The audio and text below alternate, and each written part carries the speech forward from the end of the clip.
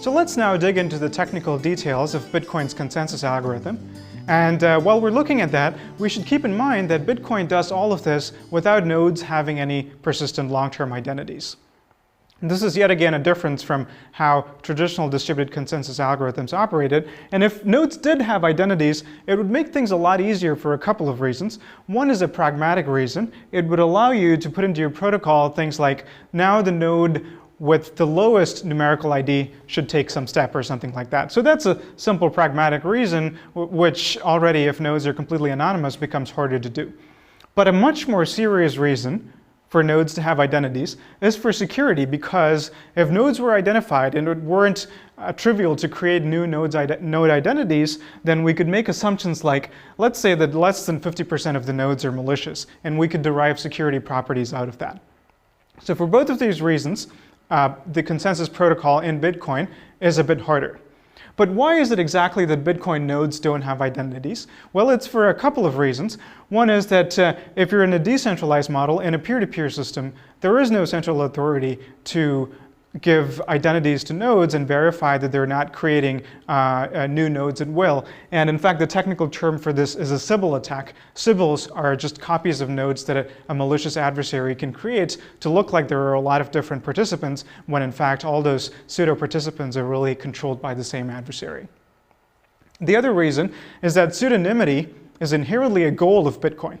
Even if it were possible or easy to establish identities for all nodes or all participants, we wouldn't necessarily want to do that. So Bitcoin doesn't give you strong anonymity guarantees out of the box, in that the different transactions that you make can probably be linked together, but at the same time, nobody is forcing you to put your real-life identity, like your name or IP address or anything like that, in order to participate in the peer-to-peer network and in the blockchain, and that's an important property. So what we can do instead is we can make a weaker assumption. And I kind of want you to take a leap of faith with me here, that this weaker assumption is something that is going to be feasible. And I'm going to make this assumption here and later show you how this is actually accomplished. And what this weaker assumption is that we're going to assume that there is some ability somehow to pick a random node in the system. And a good motivating analogy for this is a lottery or a raffle or any number of real-life systems where tracking and verifying people and giving them identities and verifying those identities is pretty hard. And so what we do in those contexts is we might give them tokens or tickets or something of that sort, and that then enables us to later pick a random token ID and call upon that person. So we're going to do something similar with respect to these Bitcoin nodes and further assume for the moment that this token generation and distribution algorithm has enough smarts so that if the adversary is going to try to create a lot of Sybil nodes, together all of those Sybils just get one token, so the adversary is not able to multiply his power that way. So let's make this assumption for now, and let's see what becomes possible if we make this assumption. Here's the key idea. What becomes possible under this assumption of random node selection is something called implicit consensus. So what is implicit consensus? In each round, and there are going to be multiple rounds, each round corresponding to a different block in the blockchain. In each round, a random node is somehow selected, magically for the moment, and this node gets to propose the next block in the chain. There is no consensus algorithm, there is no voting. This node simply unilaterally proposes what the next block in the blockchain is going to be. But what if that node is malicious? Well, there is a process for this, but it is an implicit one. Other nodes will implicitly accept or reject that block. And how will they do that? If they accept that block, they will signal that acceptance by extending the blockchain starting from that block, or if they reject that block, they will extend the chain by ignoring that block and starting from whatever was the previous latest block in the blockchain. And technically, how is that implemented? Recall that each block contains a hash of the block that it extends, and this is the technical mechanism that allows nodes to signal which block it is that they're extending. So given this is what the overall consensus algorithm in Bitcoin is going to look like. Now, this is a little bit simplified, and the reason it's simplified is, again, that I'm assuming sort of this magic random node selection process. But except for that simplification, this is pretty close to how Bitcoin actually works. So whenever Alice wants to pay Bob, she will create a transaction, and she will broadcast it to all of the nodes. And any one of these nodes is constantly listening to the network and collecting a list of outstanding transactions that have not yet made it into the blockchain. At some point, one of these nodes is going to be randomly called upon to propose the next block. It's going to round up all of the outstanding transactions that it's heard about and propose that block. Now, presumably that node was honest, but it could also be a malicious node or a faulty node and propose a block that contains some invalid transactions. Invalid transactions are those that don't have the right crypto signature or where the transaction is already spent. In other words, an attempt to double spend. So if that happens, other nodes are going to signal their acceptance or rejection of the block, as we saw on the last slide, by either including the hash of this latest block in their next block, or ignoring this block and including the hash of whatever was the previous block that they considered to be valid. Right. So now let's try to understand why this consensus algorithm works. And the way I like to understand this is, instead of asking why this works, let's try to ask, how can a malicious adversary try to subvert this process? So let's look at that for a second. So here we have a couple of blocks in the blockchain. Assume that this extends to the left a long way back, all the way to what is called the genesis block. But here I'm only showing you a couple of blocks in the blockchain. And that pointer that you see over there is a block referring to what is the previous block that it extends by including a hash of that previous block within its own contents. So a malicious attacker, let's call her Alice. What might she try to do? Can she simply steal bitcoins belonging to another user at a different address that she doesn't control? Now, even if it is now Alice's turn to propose the next block in this chain, she cannot steal other users' bitcoins. Why? Because she cannot forge their signatures. So as long as the underlying crypto is solid, she's not able to simply steal bitcoins. Another thing she might try to do is, if she really, really hates some other user, Bob, then she can look at Bob's address and she can decide that any transactions originating from Bob's address, she will simply not include them in any block that she proposes to get onto the blockchain. In other words, she's denying service to Bob. So this is a valid attack that she can try to mount. But luckily, it's nothing more than a little annoyance, because if Bob's block doesn't make it into the next block that Alice proposes, he will just wait another block until an honest node gets the chance to propose a block, and then his transaction will get into that block. So that's not really a good attack either. So the only one that we're really left with for what a malicious node can try to do here is called a double spending attack. So how might a double spending attack work? To understand that, let's assume that Alice is a customer of some online merchant or a website run by Bob, who provides some online service in exchange for payment in bitcoins. Let's say he allows the download of some software. So here's how a double spending attack might work. Alice goes to Bob's website and decides to buy this item, pays for it with bitcoins. And what that means in technical terms is that she's going to create a Bitcoin transaction from her address to Bob's address. She broadcasts it to the network, and let's say that some honest node creates the next block, listens to this transaction, and includes it in that block.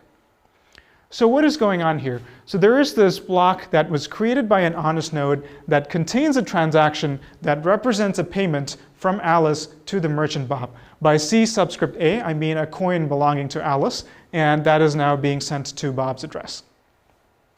Let's zoom into this in a little bit more technical detail. A transaction, as we saw earlier, is a data structure that contains Alice's signature here and an instruction to pay to Bob's public key, and also a hash. What is this hash? This hash represents a pointer to the transaction where Alice in fact received that coin from somebody else, and that must be a pointer to a transaction that was included in some previous block in the consensus chain. So visually, it's going to look something like this. Let's pause for a second here, because there is something subtle going on. There are at least two different types of pointers in this diagram that I've showed you. There's in fact a third one corresponding to Merkle trees, but we're not going to look at that at the present moment. But these two types of pointers that I refer to are blocks that include a hash of the previous block that they're extending, and transactions that include a pointer to whatever the previous transaction where the coin came from. Right, so this is the situation, and this block was now generated by an honest node And now let's assume that the next time a random node is called, that node is a malicious node controlled by Alice. Right? So this is the blockchain as it stands right now. Bob has already looked at this blockchain, decided that Alice has paid him, and has allowed Alice to download the software or whatever it is that she was buying on his website. Right? So as far as Bob is concerned, he's satisfied, the transaction is completed. Alice has now received her goods in exchange for the payment. Now what might happen is if Alice now gets to propose the next block, she could propose a block that looks like this. Ignores altogether this valid block over here, and instead contains a pointer to the previous block. And furthermore, it's going to contain a transaction that contains a transfer of coins, of Alice's coins, to another address, A prime, that's also controlled by Alice.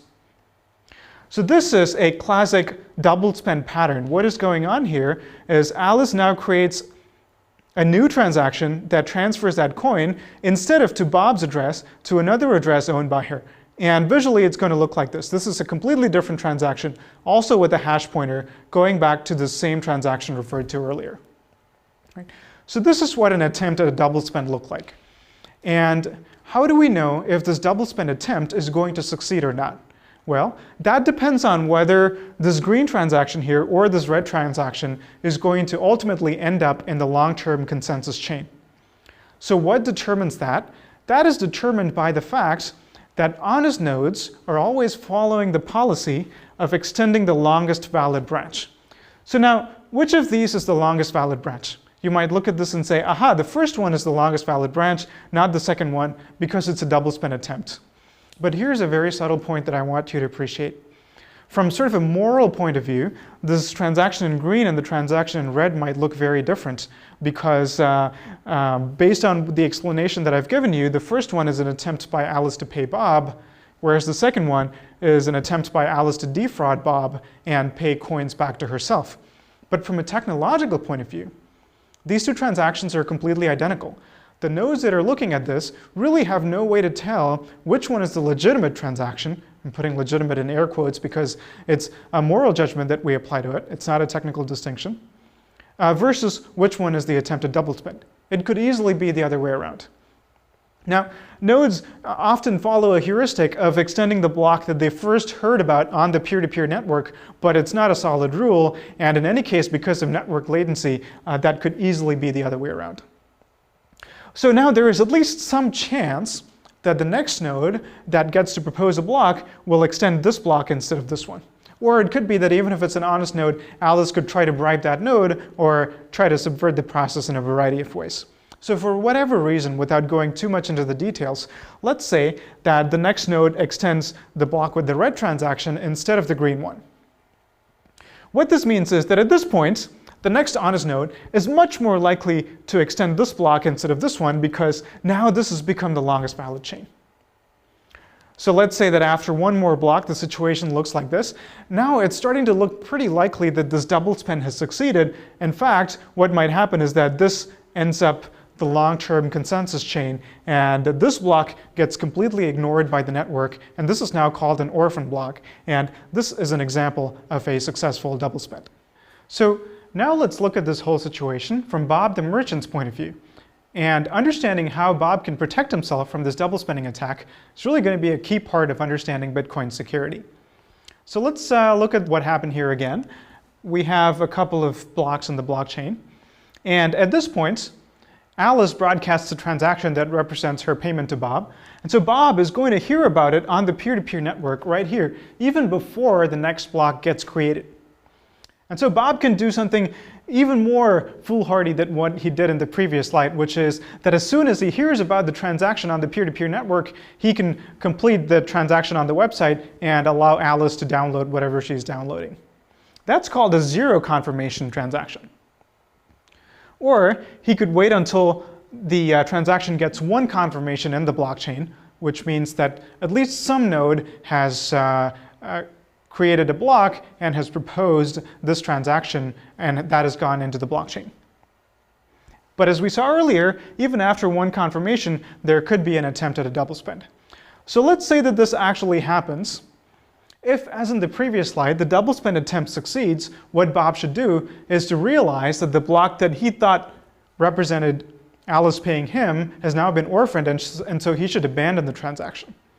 Instead, if it so happens that despite this double spend attempt, the next block that's generated turns out to extend the block that he's interested in. Now he sees that his transaction has 2 confirmations in the blockchain. Now he gets a little bit more confidence that his transaction is going to end up on the long-term consensus chain. So let's say there's one more, and now there are 3 confirmations. In general, the more confirmations your transaction gets, the higher the probability that it is going to end up on the long-term consensus chain, because if you recall the honest node's behavior, that they will always extend the longest valid branch that they see, the chance that this one is going to catch up to this longer branch is now very minuscule, especially if only a minority of the nodes are malicious. Because typically, the only reason that this double spend attempt block would be extended at this point is if the next node to be picked randomly was a malicious node, and then you'd need another malicious node and then another for the shorter branch to then become the longer branch.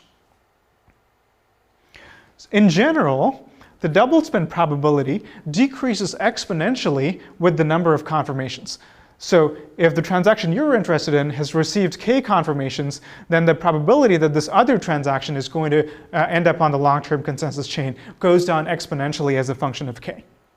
And the most common heuristic that's used in the Bitcoin ecosystem is that you wait for 6 confirmations. There is nothing really special about the number 6. It's just a good trade-off between the amount of time you have to wait and your guarantee that the transaction you're interested in ends up on the consensus blockchain. So let's recap what we saw here. Protection against invalid transactions, that is, protection against a malicious node simply making up a transaction to steal someone's bitcoins, is entirely cryptographic, but it is enforced by consensus, which means that if a node does attempt that, then the only reason that that transaction won't end up in the long-term consensus chain is because a majority of the nodes are honest and will treat that transaction as invalid.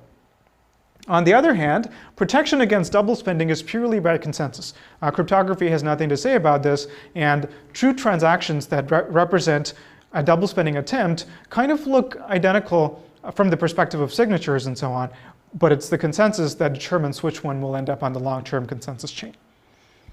And finally, you're never 100% sure that a transaction you're interested in is on the consensus branch, but this exponential probability guarantee is pretty good. After about 6 transactions, there's virtually no chance that, that you're going to go wrong.